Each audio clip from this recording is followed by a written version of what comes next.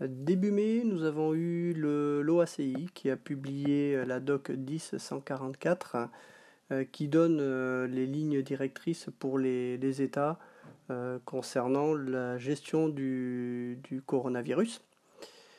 Donc, pour rappel, donc l'OACI donne en fait les grandes lignes, mais après, ces documentations sont retranscrites en fait sous forme d'autres documentations par les autorités des différents pays, mais avant ça, au niveau européen, par l'EASA, qui est l'Agence européenne de sécurité aérienne.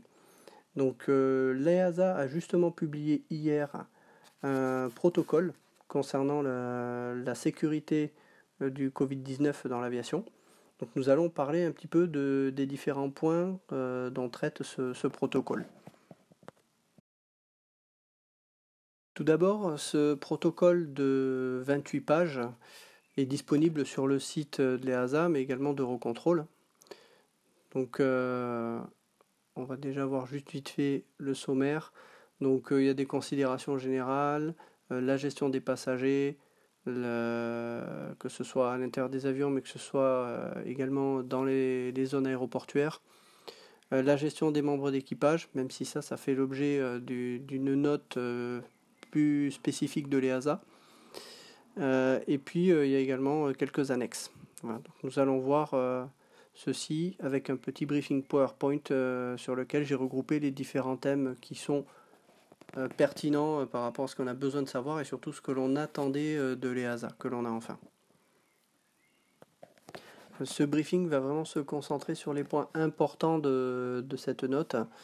On ne va pas reprendre les points de l'OACI. La documentation de l'OACI était très générale et concernait plutôt les aspects de gestion, mais également économiques du coronavirus. Là, on a plus les informations dont auront besoin les États pour mettre en place certaines procédures dans les aéroports, mais également pour les compagnies aériennes, ce qu'on appelle les opérateurs. Voilà. Donc vous avez ici sur cette page-là, vous avez le lien vers cette documentation. Donc qui cela concerne en fait tous les acteurs du domaine de l'aérien, du moins qui sont en contact avec les passagers, à savoir donc les opérateurs aéroportuaires, les compagnies aériennes, les personnels aéroportuaires, les équipages, les fournisseurs de services qui interviennent dans les aéroports et ainsi que dans les avions, et notamment les passagers. Donc c'est surtout ce point-là qui nous intéresse pour pouvoir informer le public. Donc en sommaire, j'ai regroupé ceci avec tout d'abord un petit rappel sur les aspects du Covid-19, puisque la documentation de l'EASA donne quelques aspects généraux sur le coronavirus, et notamment sur la propagation du virus. Ensuite, on verra ce qui concerne à l'intérieur des aéroports, l'embarquement et le débarquement des passagers. Ensuite, dans l'avion, nous verrons ensuite le Passenger Locator Card, donc ça j'expliquerai ce que c'est, et la notification du statut médical. Donc, pour les aspects du Covid-19, donc les rappels de l'EASA sont en lien justement avec les organismes de santé et rappellent notamment les périodes d'incubation, c'est ça qui nous intéresse surtout dans ce virus, qui sont entre 1 et 14 jours. Et ce qui est également cité, c'est intéressant de savoir, c'est que dans 75% des cas, il faut un délai supérieur à 4 jours pour l'incubation. Et dans seulement 2,5% des cas, l'incubation est inférieure à 2 jours.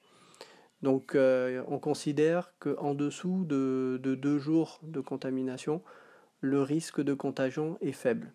Il n'est pas nul, mais il est faible. Donc dans les aéroports, tout d'abord, ce que la note donne comme consigne, c'est déjà un accès limité aux passagers, aux équipages et au personnel de l'aéroport. En clair, les accompagnants ne seront tolérés uniquement lorsque on a des passagers qui nécessitent une aide particulière. Mobilité réduite, accompagnement de mineurs. Mais savoir que si les gens accompagnent des amis ou de la famille proche à l'aéroport, la famille ne pourra pas rentrer à l'intérieur de l'aéroport. Seules les personnes qui prendront l'avion pourront accéder à la zone aéroportuaire. La distanciation qui est également donnée est de 1,50 m, non pas 1 mètre qu'on entend souvent dans les médias, mais 1,50 m. Alors c'est vrai que suivant les secteurs, on a parfois 1 mètre, 1,50 m, parfois 2 mètres. Donc là, on est plutôt sur du 1,50 m. Donc les aéroports doivent justement s'équiper avec des moyens de balisage au niveau du sol pour matérialiser ces distances de sécurité entre les personnes, notamment au niveau des comptoirs et des enregistrements. Ensuite, ce qu'encourage l'EASA, c'est des formalités d'embarquement sans contact. Voilà. Pour ce qui est du port du masque, il sera bien sûr obligatoire, à l'exception bien sûr des contrôles de sûreté où il faudra l'enlever pour pouvoir justifier de son identité. Il y aura également des contrôles de température qui devront se faire, notamment pour accéder à l'intérieur des enceintes des aéroports. Après, vous avez des consignes nationales qui peuvent également se suppléer à ces directives avec des consignes particulières. Ce qui est également donné dans cette documentation concernant le contrôle des températures, il est rappelé que ces systèmes-là ne sont pas fiables à 100%. Donc il peut y avoir plusieurs relevés de température sur les passagers au cours justement du passage dans l'aérogare, de façon à limiter cette possibilité. Et également, ils mettent en exergue la possibilité que certains équipements puissent être mal étalonnés. Donc les autorités aéroportuaires devront faire attention également à ça. Autre point qui est bien spécifié, même si on en parle, un masque on ne le garde pas indéfiniment, il est noté une durée préconisée de 4 heures. Et ce qui est important, on le verra notamment dans l'avion, les passagers doivent prévoir si besoin d'en avoir davantage, sauf si des consignes de compagnie prévoient d'en fournir aux passagers. Donc ça c'est un point important, les passagers doivent se renseigner auprès de leur compagnie pour savoir si la compagnie leur fournira des masques à bord de l'avion, si justement cette durée est supérieure à 4 heures. Donc à savoir que certaines compagnies ont déjà prévu de le faire, mais on peut s'attendre à que des compagnies peut-être low cost ne fournissent pas les masques aux passagers. Donc attention à ce point-là si vous prenez l'avion. Autre point qui est noté concernant les aéroports, c'est la ventilation.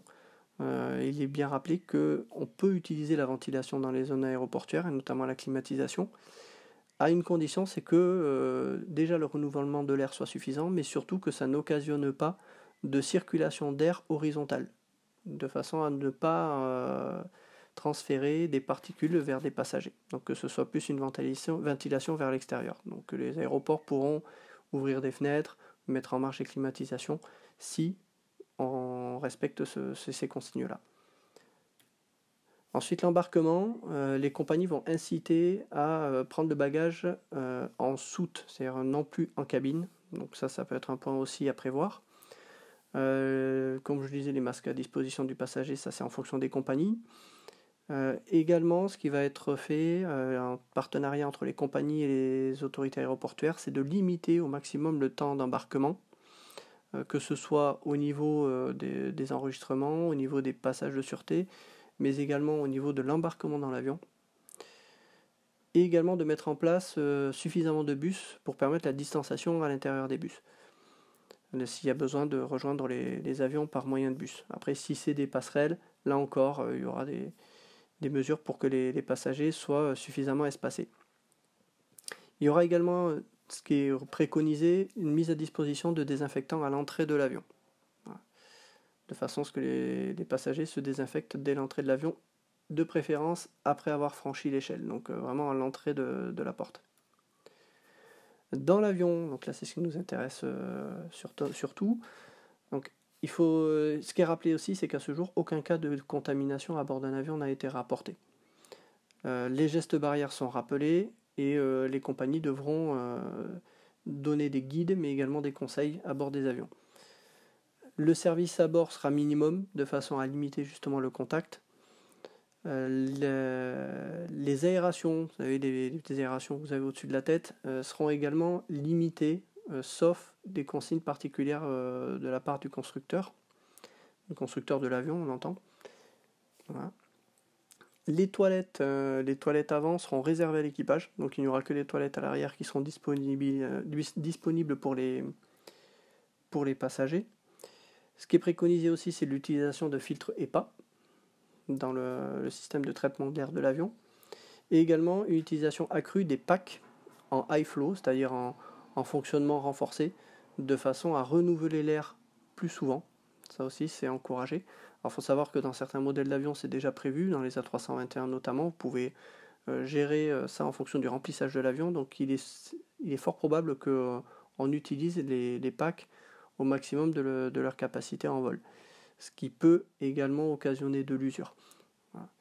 Il y a également des contraintes d'un point de vue technique qui imposent que les deux packs devront être fonctionnels, pour que si jamais il y en a un qui lâche, qu'il y ait toujours le deuxième qui fonctionne. Parce que dans certains cas, un avion peut partir avec un pack HS, mais là, en l'occurrence, il y aurait des contraintes qui seraient mises en place pour que les avions aient les deux packs qui sont en fonctionnement. Ça, c'est des éléments qui sont repris dans des manuels des pilotes, ce qu'on appelle les MEL, les Minimum Equipment List, et qui disent aux pilotes, si vous avez un système qui est en panne, vous partez pas, etc. Donc il y aura peut-être des modifications à ce niveau-là aussi, pour imposer qu'il y ait les deux packs en fonctionnement. Les passagers d'une même famille pourront s'asseoir côte à côte. Alors après, les compagnies pourront disposer les passagers à l'intérieur de la cabine en fonction du remplissage. Il n'y aura pas de limitation du nombre de passagers à l'intérieur des avions, sauf si les autorités nationales ou les compagnies en décident autrement. Donc ça leur laisse à l'appréciation. Les passagers devront rester assis et attachés pendant la durée du vol. Bien sûr, on pourra utiliser les toilettes. Donc ça, dans certains cas, l'équipage devra gérer également le flux des personnes vers les toilettes.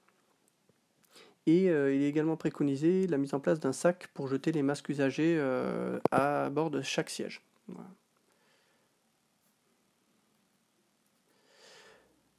Ensuite, vous avez des consignes spécifiques qui sont pour les équipages. Là, c'est regroupé dans une note documentation. Vous avez également des consignes spécifiques sur les nettoyages des avions après le vol, où là aussi, ça fait l'objet d'une note bien spécifique de l'EASA sur la procédure et le matériel de protection des personnes, le matériel de désinfection à utiliser, toutes ces procédures-là. Vous avez également dans cette note de l'EASA des procédures, du moins des recommandations dans le cas de l'isolation d'un cas suspect de coronavirus détecté à bord, où vous avez notamment le fait qu'il doit être mis en place à 2 rangées de séparation au fond de l'avion et côté hublot, et de couper l'aération de son côté. Ensuite, les passagers qui seront à moins de 2 sièges de la personne qui est suspectée seront considérés comme des contacts proches, ce qui signifie qu'on va leur demander de remplir justement cette passenger locator card, cette PLC, de façon à pouvoir faire un suivi ultérieurement. Donc cette PLC, c'est bien savoir à quoi elle va servir. Elle a pour but de noter les renseignements permettant le suivi des passagers et des contacts possibles, et ainsi de pouvoir, a posteriori, de remonter la chaîne de contamination. Ce qui sera obligatoire dans ce document, c'est que le passager devra fournir le nom, prénom, le numéro de siège et un contact mail ou téléphone portable. Alors WhatsApp, Facebook, Messenger, Twitter sont également possibles, mais visiblement en supplément. Et après, ce qui n'est pas obligatoire, vous avez également la date de naissance, sexe, âge, numéro de passeport et les détails du vol et adresse. Vous avez également une notification du statut médical qui sera demandée avant l'obtention d'un titre d'embarquement à l'aéroport. Donc vous devrez dire si vous avez déjà contracté le Covid-19, etc. Vous aurez donc un document à remplir. Voilà ce qu'on pouvait dire un peu sur les différents éléments de cette note de l'EASA, qui nous permet d'en savoir déjà un peu plus sur la façon dont les aéroports et les compagnies aériennes vont pouvoir traiter la reprise des vols très bientôt. Il est important également de rappeler que chaque pays étant responsable de la gestion de sa crise sanitaire sur son propre sol, des mesures particulières pourront être également prévues par certains pays et pas par d'autres. Il faut également être conscient de ça.